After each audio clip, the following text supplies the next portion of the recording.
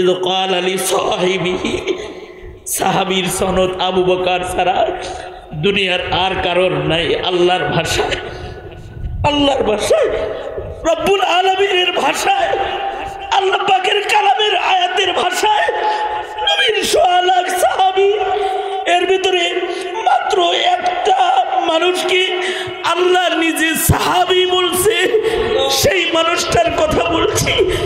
তিনি হলেন সিদ্দিক আকবর, এই উম্মতের সর্বপ্রথম জান্নাতি যিনি, তার কথা বলছি। আশারায়ে মুবাশশারার এক নম্বর যিনি আবু বকর, তার কথা বলছি। তিনি গুরুস্থানের পারে দাঁড়াইয়া এতিমের মতো কান্দে, আবু বকর এতিমের মতো কান্দে। এলাকার লোকেরা ভিড় জমায়েছে, আবু বকরের পাশে এসে সবাই দাঁড়ায় গেছে। ওগো আমিরুল মুমিনিন, এই গুরুস্থানের পারে দাঁড়ায় রাতের আধারে আপনি কেন কাঁদতেছেন? সিদ্দিক আকবর আল্লাহ পাওয়ার ফিকির ঢুকানোর জন্য প্রতিদিন রাতের বেলায় তিনি জান্নাতুল বাকি গুরুস্থানের পারে দাঁড়ায় থাকতেন, রাতের আধারে দাঁড়ায় থাকতেন। রাতের বেলায় কখনো কখনো আবু বকরের কান্নায় এলাকাবাসীর ঘুম ভেঙে যেত। লোকেরা ঘুম থেকে উঠে আসতো, এসে দেখত যে গুরুস্থানের পাশে দাঁড়াইয়া এই উম্মতের শ্রেষ্ঠ মানুষ আবু বকর কাঁদতেছে।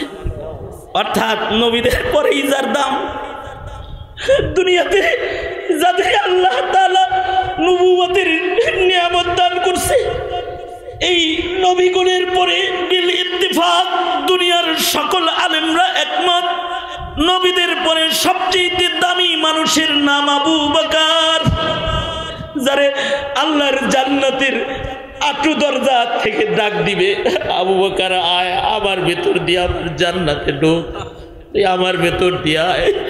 প্রতিটা জান্নাত থেকে আবু বকরকে ডাকবে। সেই আবু বকরের কথা বলছি। ওই আবু বকর হিজরতের রাতে নবীর পাহারাদার আবু বকরের কথা বলছি। ওই আবু বকর, যে আবু বকর রাসূলের হাতে হাত রেখে প্রথম মুসলমান হয়েছে, সেই আবু বকরের কথা আমি বলছি।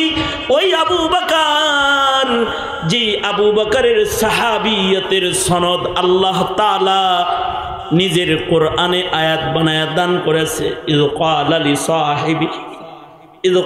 লিসাহিবিহি, সাহাবীর সনদ আবু বকর ছাড়া দুনিয়ার আর কারোর নাই। আল্লাহর ভাষায়, আল্লাহর ভাষায়, রব্বুল আলামিনের ভাষায়, আল্লাহ পাকের কালামের আয়াত